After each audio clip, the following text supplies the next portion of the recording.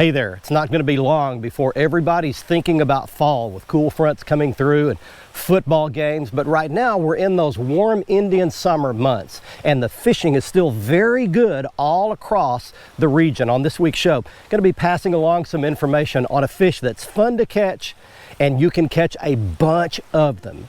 Come on along, Fox Sports Outdoors is on the air right now. You're watching the only program with weekly fishing reports and real-time outdoor news from the Southeast region. This is Fox Sports Outdoors. Hi everybody, if you've watched our show for very long, you know I'm a big fan of taking families fishing. Get the kids out, get grandma and grandpa out, and let everybody have a lot of fun. On this week's show, we're going to take you out and show you a little information about a fish that's very prolific and very easy to catch all across the southern tier of the United States, especially while we're still in these warm weather months. It's a white bass, otherwise known as a sand bass in the western parts of our region. They are literally in every river and lake and reservoir by the hundreds of thousands, and they're just snapping, ready to get on the end of your line. I'm going to show you a few of my little secrets to help you find and catch a bunch of white bass for the next few weekends when you go fishing. Now, to help us do that, come to one of my favorite white bass lakes. This is a lake that's situated in northeast Texas. It's known as Jim Chapman Lake, otherwise known around here as Cooper Lake. Now, for all the years that this lake has been in existence, it has been loaded with white bass. I don't know why, but they just do well here. So we're gonna head out and use this lake as our test tube today to demonstrate for you some of these techniques to find and catch white bass of your very own near where you live. And while we're doing that, we're taking you around your local region for this week's fishing reports, both saltwater and freshwater from lakes, rivers, and bays right where you live. Right now, our Nitro Z20 gets down this boat ramp into Cooper Lake in Texas. Next time you see me, I'll be out there. Let's get it started back at the studios with our weekend planner. The Solunar tables are indicating fair game fish conditions for the long holiday weekend. In general, the peak times should take place around the dawn and dusk hours over the 3 days, but be sure to check the day you'll be on the water for specific times. The sun will rise at 7:03 and set at 7:50. And Sunday will feature a last quarter moon that is 50% visible. Hang with us for freshwater and coastal information from around the region. Plus, I'll return with 2016 Bassmaster Angler of the Year, Gerald Swindle, for this week's Ask the Pro segment. I think one of the coolest things about white bass fishing is that it's a numbers game. You're not looking for 4, 5, 6 fish. You're looking for a whole bunch of fish. Why? Well, these fish don't grow large. A legitimate 1.5-pound white bass is a really nice one. So we're going to be looking for schools of fish where we can catch a bunch of them at one time and everybody can have a lot of fun. In order to do that, you need 3 things. You need a boat, you need good electronic equipment or a good fish finder like my Lowrance Elite TI setup here, and you need a good chart so that you can see the bottom contour of the lake. If you have those 3 things, you're set up to find schools of white bass where you live. Let's head out and see what we can find. Fox Sports Outdoors is brought to you by Motor Guide's new wireless and easy-to-use XI3. XI batteries powering the world forward. Waypoint Marine, the Gulf Coast's leading saltwater boating specialist. And Strike King, designed by the pros, fished by you. Good pull. Ooh, harder pull. There we go. There's a good one.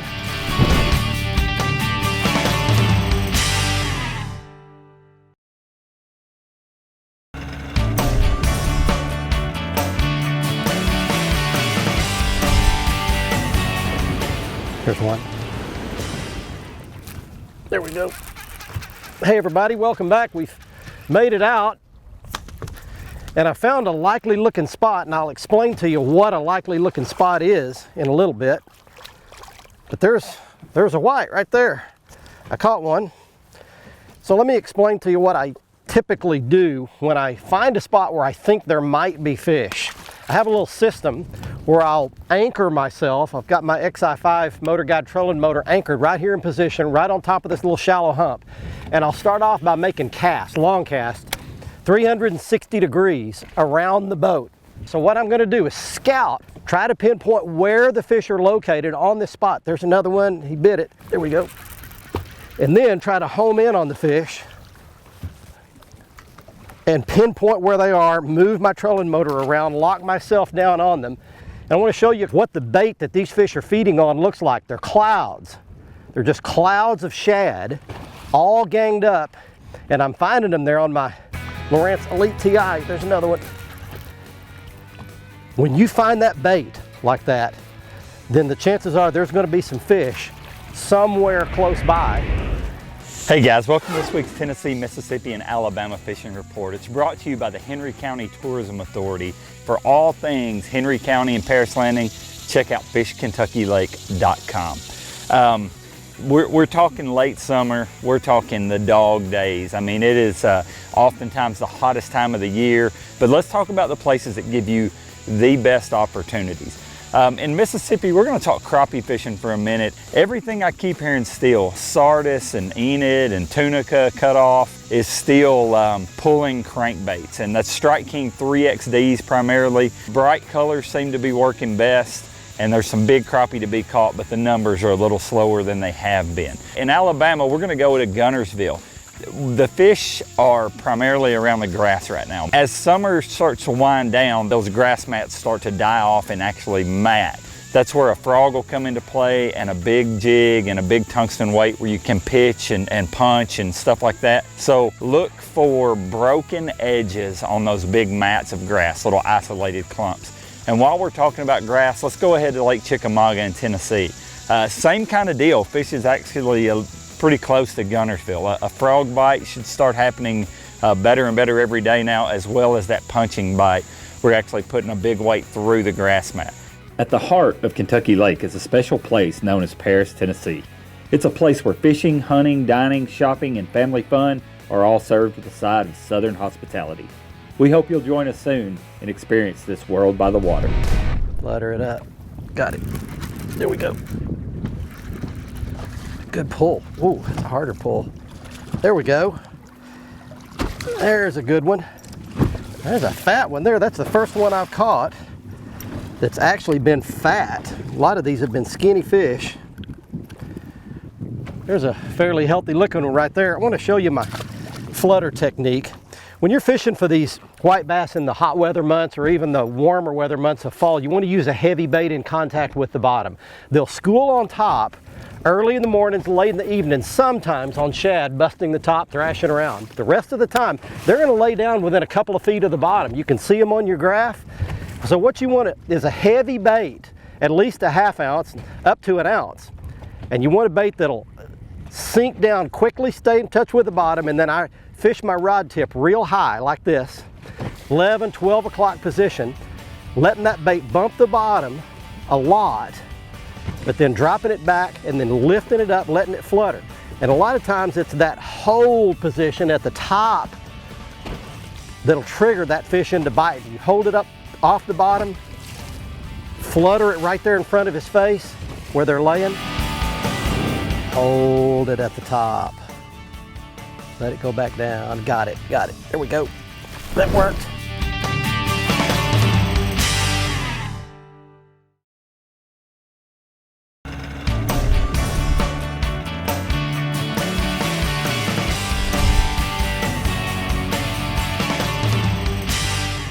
Pull that tail spinner up and then let it fall back, hit the bottom, pull it up again, hold it at the top, let it go back down. Got it, got it. There we go.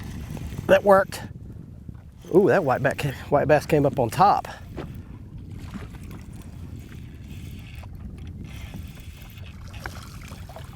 There we go. That's a decent one right there. We used to catch them on a little bait that looked kind of like that, called a Little George. When I was a kid, we used to just catch a ton of them on a tail spinner like that. Hey, let me mention one quick thing about depth. How deep a water do you want to be fishing in the warm weather months when you're catching these white bass or when you're looking for them? Well, it can really vary. They can be as shallow as like 5 to 8 feet. I'm in 7.5 feet of water right now, and I'm throwing out here probably in 8 to 10, something like that. They can be fairly deep though. They can be out there in 20, 25, even 30 feet of water when it gets really hot. So it's really more about where you find the structure and where you find the bait. Depth is not all that relevant. Now we've got water temperatures in the low 80s right now where I am, so that's pretty hot water. And these fish are pretty active. They can tolerate a lot of really hot water. And early and late, as I mentioned, you'll find them up schooling on top of these humps and ridges. They'll push those shad up shallow on the very tops. But then as the sun gets up, they're just going to move back down closer to the bottom. Stay in contact with the bottom, and really anywhere from, I would say, 10 to 25 feet of water will be your prime depth to look for these white bass in warm weather months. Hey folks, Captain E here with your Carolinas report this week, brought to you by the Crazy Sister Marina, the leader in water sports along the Grand Strand for years, and we can take care of anything you want to do on the water. If you want to do it, we can make sure it happens. From paddleboarding, kayaking, chartered eco tours, pirates, it doesn't matter. We've got it all right here. If you want to book your trip for the fall, visit crazysister.com, and let's talk about fresh water. You know, the cool temperatures we've had at night the last week, we've got a couple 50s and 60-degree nights throughout the Carolinas. The water temperatures are going to start to fall a little bit. Start looking for that fall mode. When it comes down to striped bass fishing, you know, this time of the year is when I head to Lake Murray to go join my good buddy, Captain Jason Bennett. And I talk about those stripers all year long, and I love the summertime, but I love early fall. The next couple weeks, they're going to really gang up. Early in the mornings, late in the afternoons, but those schools will stay up a little bit longer. With these cooler temperatures and that water temperature dropping, Whopper, Plopper, and Zara spooks are the #2 choices that I can tell you for top water targeting them. You can get out with some jerk baits and such and throw, and also catch them and have some success at getting those bigger fish in those schools that are just below the surface as well. But get out on your lake, and I'm telling you, Lake Murray, Lake Watery, Lake Russell, Lake Norman, it's a great time to get out and target them. And talking about Lake Norman, my good buddy Lee Huffman of Huffman Guide Service tells me that he's still doing great with crappie and white perch as well up there, having some good numbers on trips, and he's getting out on those brush piles for that crappie and having great success right now with live bait on a jig. Get out on your body of water and see what's happening right now. This has been your Carolinas report, and this is brought to you by Crazy Sister Marina. Remember, fish smarter, not harder, and keep your chaos organized. He bit it. Got it, got it, got it. There we go. There's a good pull, because I've got him hooked partially in the side. Now I got him hooked right. Oh, we are just catching. I've probably caught 100 so far today. We haven't really talked much about the types of areas you look for. You want things that come up off the bottom: underwater ridges, underwater humps, underwater islands, rock piles, any kind of structure that's out in relatively deep water, you know, 25, 30 feet deep, but then comes up ideally to 10 feet on top or so. But you want underwater features that come off the bottom. So I'll show you what a couple of those look like on my chart. You want to find those areas that feature up off the bottom, and those are the areas that typically the fish will feed on. But that's the key right there, and that's what you're looking for. Fox Sports Outdoors is brought to you by Nitro Performance Fishing Boats. Champions aren't born, they're made. Mercury Outboards, go boldly. Gulf Shores and Orange Beach, Alabama. Plan your fishing vacation and catch the details at orangebeach.com/fishing. And Lowrance and the new Hook 2, the world's easiest fish finder. What a giant school. White bass, there's one right there. Don't you swim behind that motor? That's a good one.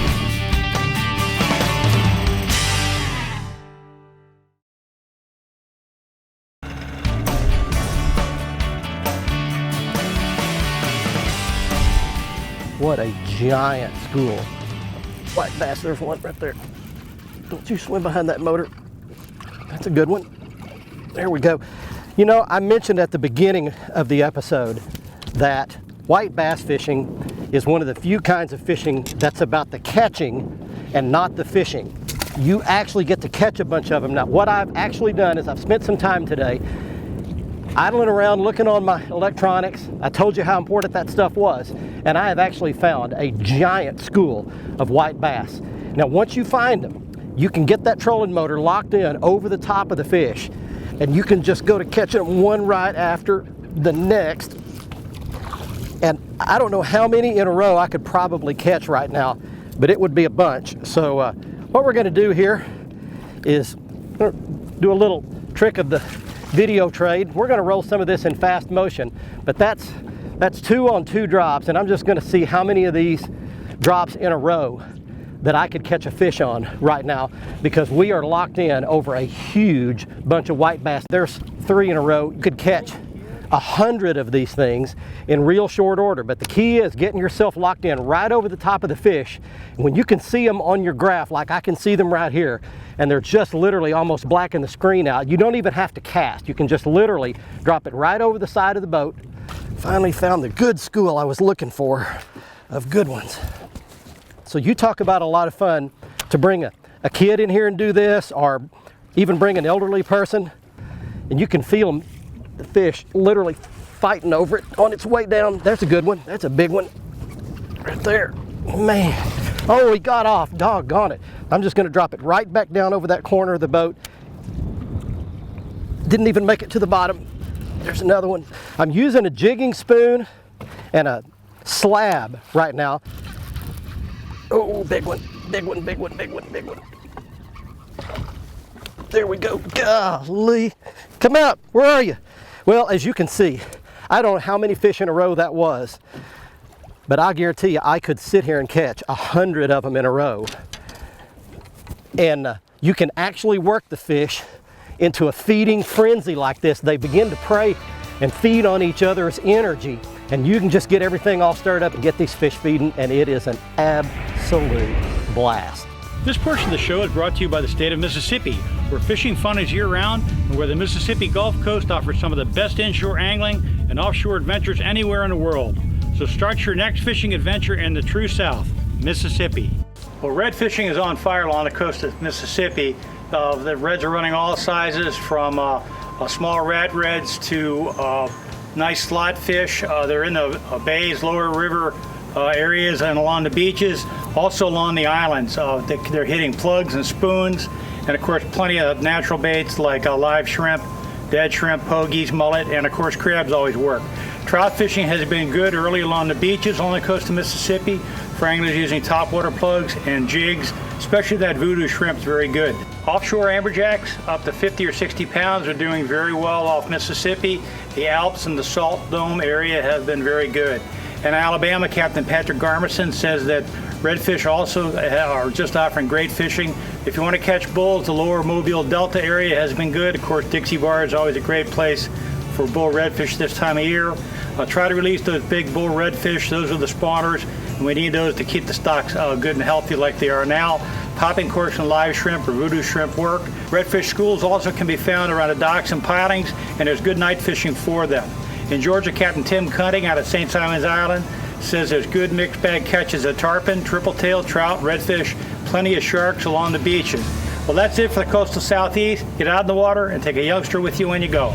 You can always watch our latest episode on the front page of our website at foxsportsoutdoors.com. Catch up on past episodes by clicking the archive button and learn about fishing techniques and new gear at our how-to page. Follow us on Facebook and Twitter for new fishing videos every day. Simply search for Fox Sports Outdoors and click the like button on Facebook and follow button on Twitter. And watch a new episode every week on any device by downloading the free Waypoint TV app on your phone, tablet, computer, or smart TV.